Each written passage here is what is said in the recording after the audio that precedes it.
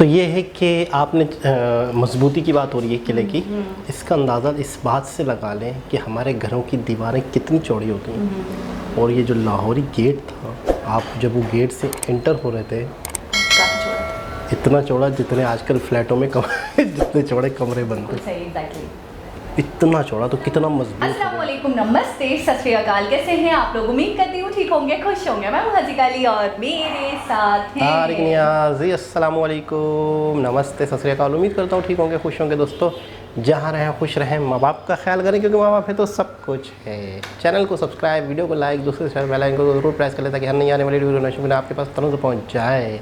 तो आज की हमारी वीडियो है रेड फोर्ट से रिलेटेड, मोदी जी से रिलेटेड। स्टार्ट करते हैं अपनी वीडियो को। Let's start. ओके गाइस, तो वीडियो का टाइटल है PM Modi unfurls the tricolor flag at the rampart of Red Fort on 76th Independence Day. So start. The Prime Minister has arrived for his speech.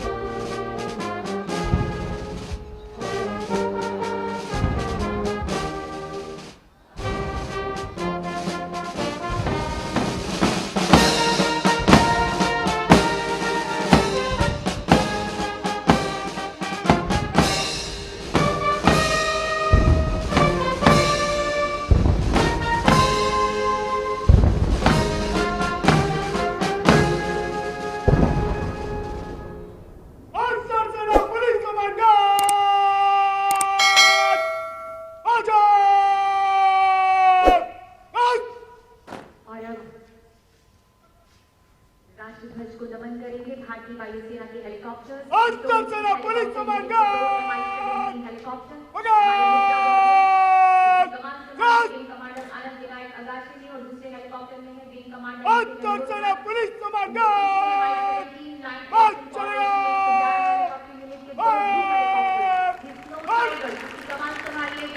Abhijit Kumar ने दूसरे helicopter में wing commander के साथ 111 helicopter unit भारतीय वायुसेना की पहली ऐसी यूनिट जिसने पूर्णतः स्वदेशी AFSM के 111 को प्रतिस्थापित Wing Commander TVR Singh, the Guard Commander of the National Flag Guard, giving the command, and the Guard marching away.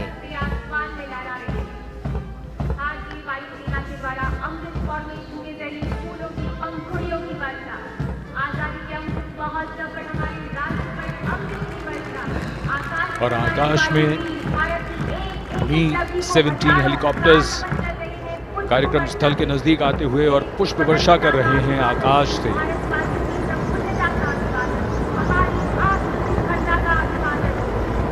76वें स्वतंत्रता दिवस समारोह को एक नई ऊंचाई प्रदान करते हुए ये क्षण, और उनके पीछे ध्रुव हेलीकॉप्टर्स।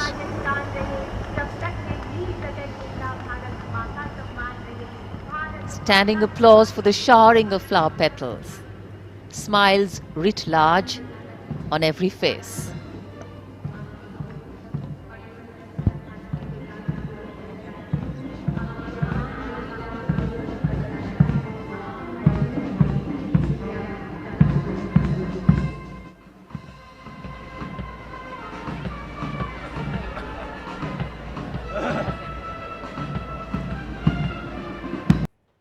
जी जनाब, बहुत आगे ज़बरदस्त। इससे पहले जो हमने वीडियो देखी थी, समझो उससे आगे का ये पार्ट कंटिन्यू है। बिल्कुल। अच्छा, एक चीज़ मुझे बड़ी यूनिक लगी, जितने भी लोग खड़े हुए थे वो बाकायदा इंडिया का मैप बना के खड़े थे।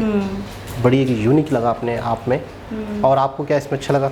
मुझे सबसे ज़्यादा जो अच्छा लगा वो मोदी जी का ही हमेशा हाव भाव अच्छा लगता है, बिहेवियर अच्छा लगता है। तो जिस तरीके से वो सैल्यूट कर रहे थे और जिस तरीके से वो क्लैपिंग, अच्छा मैं क्लैपिंग करते करते मेरे हाथ दुख गए तो मैंने नीचे कर लिए, बट वो मुसलसल कर रहे थे।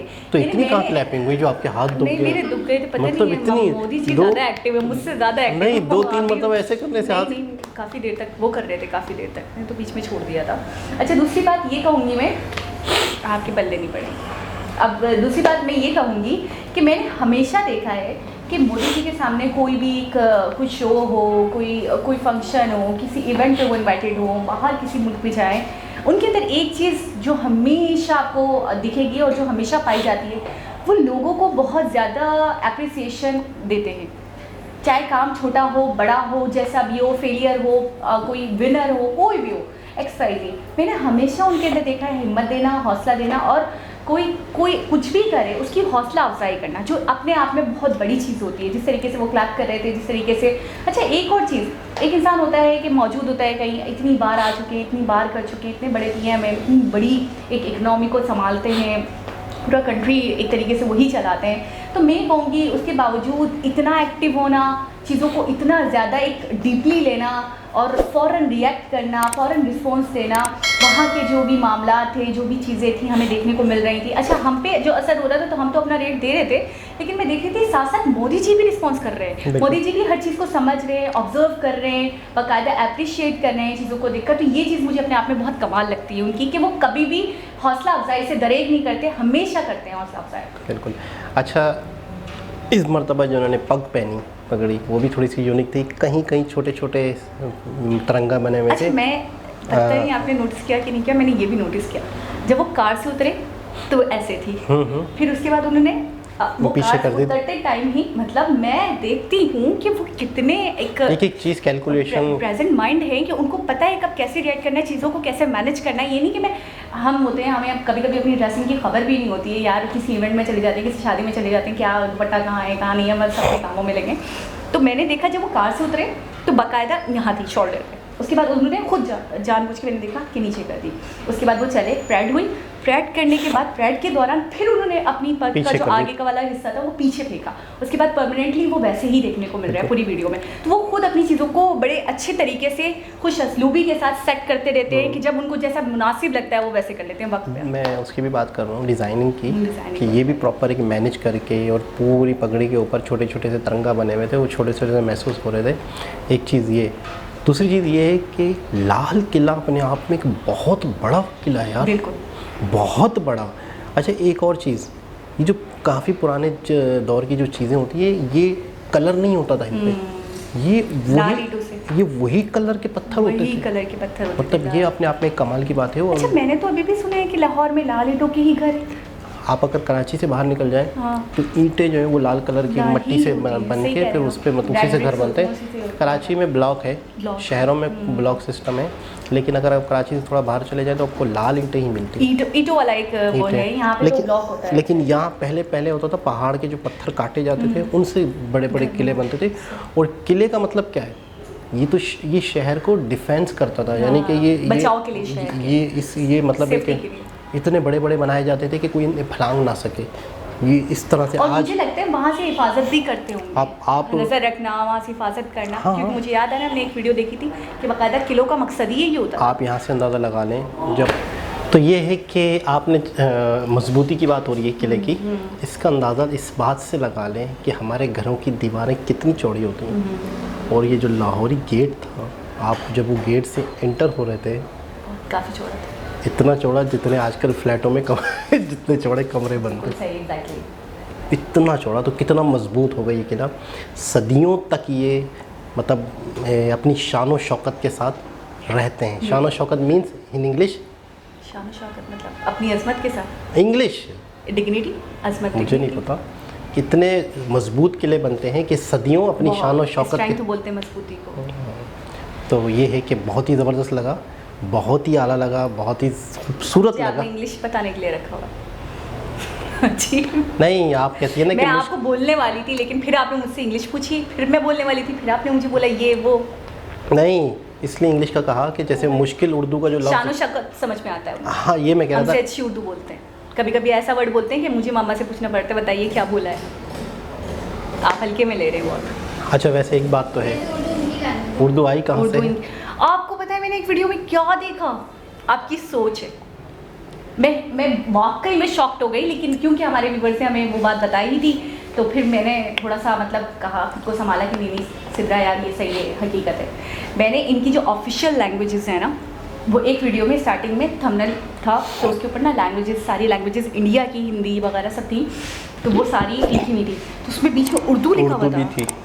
मैंने बोला भाई हम कितने बड़े बेवकूफ़ हैं, और हमारे यहाँ उनसे अडॉप्ट करके और उन्हीं को बोल रहे थे असल मतलब में कि हुआ उर्दू था, हमारी है। हुआ ये था कि कश्मीर में उर्दू पढ़ाई जा रही थी, तो हमें बड़ी हैरत हुई। तो कई राज्यों में कई जगहों पे पढ़ाई जाती है जो मतलब जो चीज़ हमें नहीं पता थी या जो नहीं है तो वो नहीं है, लेकिन हमारे लिए एक यूनिक बात थी। यूनिक बात है। और दूसरी बात ये, मैंने एक चीज़ नोटिस की है, ये जो बोलते हैं ना, मतलब ऐसा नहीं होता है कि होता है ना इंसान अपनी बड़ाई मारने के लिए बोल देता है, ये वो ही बात आपको बताएंगे जो हकीकत है। जाहिर है क्योंकि अक्सर ऐसा हुआ है जो भी इन्फॉर्मेशन हमने जो बात कही है वो गलत हुई है, फिर उन्होंने आगे से हमें समझाने के लिए बोल दिया है, तो उसके बाद हमने बाद में जब ऐसे ही हो जाता है, अलग करना ऐसा होता है कि हमारे सामने आ जाता है वो फैक्ट। एक दफ़ा ऐसा हुआ कि हमने कॉमनवेल्थ गेम में बोला था 26 मेडल्स हैं, 61 थे टोटल, वो हमने बाद में वीडियो डाली तो वो ये लोग समझे कि हमें लगा कि 26 आए, जबकि हमें तो पता था 61 का। तो फिर वो हमारे एक व्यूवर हैं, वो मुझे मैसेज करके कहने लगी कि हज़ीका मैम नहीं 61 लिए हमने, आपने पुरानी वीडियो। हाँ ये हुआ, जो वीडियो हम देखी, जो वीडियो देखी होती है तो उसी पे बंदा रिएक्शन दे रहा होता है, तो उसमें मेरे ख्याल में 26 का दिखा। लेकिन ये बहुत ज़बरदस्त लगा, बहुत अच्छा लगा। कल आप लोगों ने बहुत अच्छे तरीके से इंडिपेंडेंस डे सेलिब्रेट किया, आप लोगों को दोबारा से हम कहते हैं बहुत बहुत दिली मुबारकबाद आप लोगों को, happy independence day. And 75 years complete हो गए, बड़ी बात है इंडिया के भी और पाकिस्तान के भी, तो खुशी है, बहुत खुशी है। अच्छा कितनी बड़ी बात है ना, आगे पीछे बिल्कुल होता है हमारा इंडिपेंडेंस डे, ऐसा नहीं है कि कोई मंथ का गैप हो, दिनों का गैप हो, सिर्फ एक ही दिन का फर्क है, वो फर्क भी कोई मायने नहीं रखता, बिल्कुल समझो ये साथ ही आ जाता है। तो बहुत ही ज़बरदस्त, बहुत अच्छा लगा। दोबारा किसी और हिसाब से मुलाकात होगी, जब तक के लिए अल्लाह हाफ़िज़।